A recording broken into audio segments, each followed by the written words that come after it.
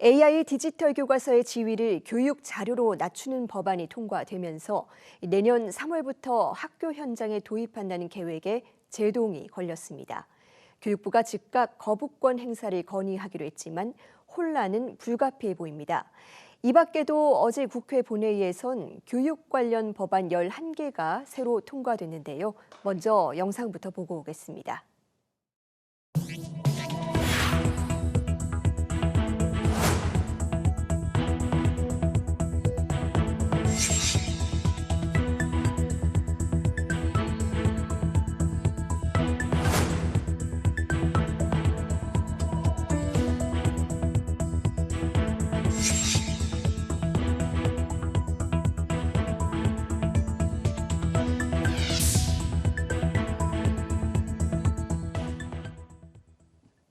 네, 어수선한 전국에서도 국회 문턱을 넘은 교육 법안들이 앞으로 아이들 교육에 어떤 영향을 미칠지 자세히 살펴봅니다. 교육부 출입하는 이상미 기자 나와 있습니다. 어서 오세요. 안녕하세요. 네, 최근에 정말 가장 뜨거운 쟁점 법안이었습니다. 이 AI 디지털 교과서를 교과서가 아니라 이 교육 자료 수준으로 강등하는 법안이 결국 국회를 통과했죠. 교육부가 곧바로 제의를 요구하겠다고 했습니다. 네, 그렇습니다. 어제 오후 국회에서 법안이 통과된 직후 이주호 부총리는 브리핑을 열고 제의 요구를 건의하겠다고 밝혔는데요. 정치적 상황이 매우 어렵지만 현 정부는 법과 원칙에 맞춰 추진하는 정책들은 정치와 분리해서 계속 추진하겠다고 말했습니다. 대통령은 국회 본회의를 통과한 법률안에 이의가 있을 때 법률안을 송부받은 이후 15일 이내에 거부권을 쓸 수 있습니다. 만약 대통령 권한대행이 거부권을 행사한다면 늦어도 다음 달 15일 전까지는 해야 하는데요. 이렇게 되면 해당 법안은 국회에서 다시 논의를 거쳐서 표결에 붙이게 됩니다. 디지털 교과서가 교육 자료가 될지 아니면 교과서의 지위를 유지할 수 있을지는 빨라도 다음 달 말이 되어야 결론이 날 것으로 예상됩니다. 예, 그런데 문제는 새학기까지 불과 2달밖에 남지 않았다는 겁니다. 원래대로라면 이미 선정 절차 마치고 수업 준비에 들어갔어야 할 시점인데 지금 이 교과서 지위 자체가 흔들리게 됐어요. 그리고 이 실제로 거부권이 행사되면 시기가 더 뒤로 밀리는 건데 학교 현장 혼란이 상당할 것 같습니다. 네, 교육부는 이달 초에 검정을 통과한 디지털 교과서를 공개하고 또 학교별로 선정하는 절차를 진행하라고 안내를 했는데요.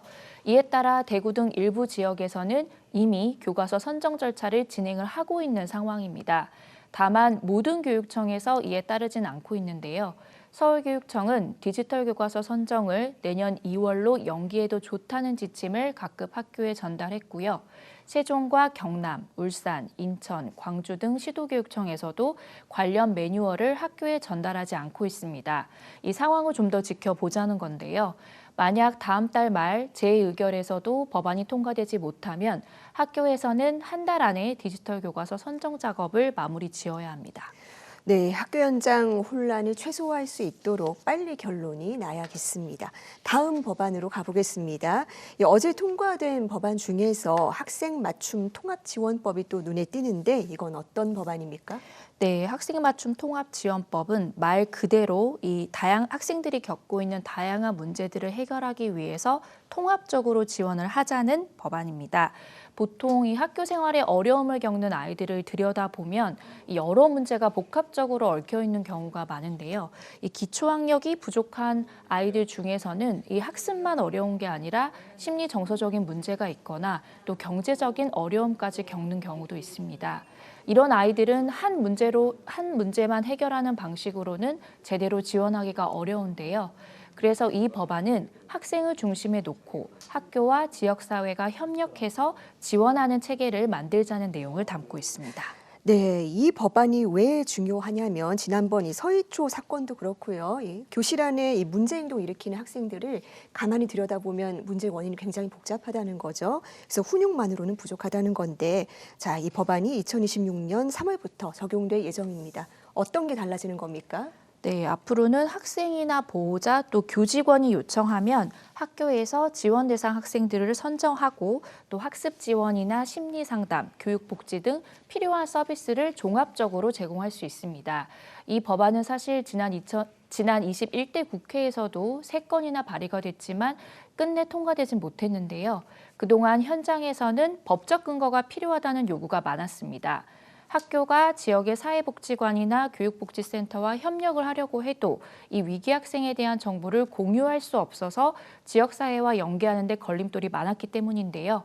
이번에 법안이 통과되면서 이런 문제들은 해소될 수 있을 것으로 보입니다. 네. 그런데 당초 이 법안에는 도움이 필요하다고 판단이 되는 아이들이라면 학부모 동의가 없어도 개입할 수 있다라는 내용이 담겨 있었습니다. 그런데 결국 이 내용이 빠진 모양이네요. 네, 그렇습니다. 이 도움이 필요한 아이들의 경우에는 조기에 발견해서 개입하는 게 무엇보다 중요한데요. 그런데 보호자가 거부하면 이 아이들을 도와줄 수 있는 방법이 없습니다. 이런 사각지대를 해소하기 위해서는 당초 법안에 보호자의 동의가 없더라도 지원할 수 있다는 내용이 담겼는데요. 하지만 이 조항이 보호자의 친권을 지나치게 제약할 수 있다는 반발에 부딪히면서 결국 빠졌습니다. 교육부는 일단 학생 맞춤 통합 지원 체계를 빨리 구축하는 게 시급한 과제라고 보고 법안 통과에 주력했다고 설명을 했는데요. 다만 앞으로 학교 현장과 소통하면서 학부모 동의 없이도 긴급 지원할 수 있는 방안을 찾겠다는 입장입니다. 네, 다음 법안도 살펴보겠습니다. 이 사학비리 문제 다루는 사립학교법 일부도 개정이 됐다고요. 네, 사학비리로 임시이사 체제로 전환되었던 학교 법인은 이 정상화하는 과정에서 다시 정이사 체계로 복귀하게 되는데요. 이 이사회를 꾸릴 때 학교 법인의 전직, 현직 이사들로 구성된 협의체에서는 이사 후보자를 추천할 수 있습니다. 근데 이때 협의체 구성원 중에서 사학비리에 연루된 사람이 있는 경우에는 이사 후보 추천 수를 과반 미만으로 제한하는 내용을 담고 있습니다.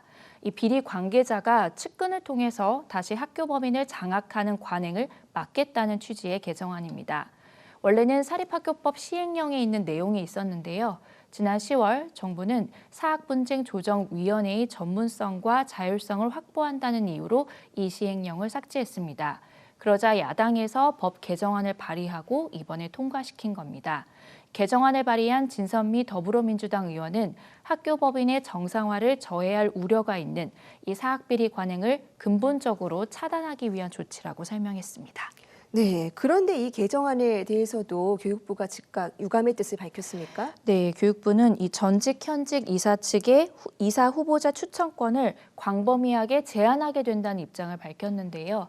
사학의 공공성과 자주성의 균형이 필요한데 이렇게 되면 사학에 대한 과도한 규제가 될 수 있다고 우려하는 목소리를 냈습니다.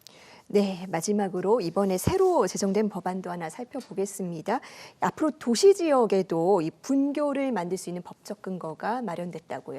네, 학령 인구 감소로 이제는 대도시 지역에서도 폐교 위기를 맞는 학교들이 늘고 있습니다. 또 한편으로는 신도시 지역으로 학생들이 몰리면서 과밀학급이 늘어나는 문제도 계속 제기되고 있는데요. 이 같은 문제를 해결하기 위해서 도시형 캠퍼스를 설립할 수 있는 법적 근거가 마련됐습니다. 이 법에 따르면 특별시와 광역시, 특별자치시와 또 인구 20만 이상의 도시 지역에서도 분교를 설립할 수 있는데요. 학생 수가 줄어들면서 학교를 유지하기 힘든 곳은 폐교시키기보다는 분교의 형태로 계속 유지할 수 있게 되고요. 또 도시개발 사업으로 과밀화가 심각한 학교의 경우에는 분교를 만들어서 원거리 통학 문제 등을 해소할 수 있습니다. 네, 정말 어려운 시국에서도 교육과 관련한 여러 법안들이 논의를 거쳐서 통과됐습니다. 앞으로 이 학교 현장에서 잘 적용될 수 있도록 세심한 후속 조치도 필요해 보입니다. 이상미 기자 잘 들었습니다.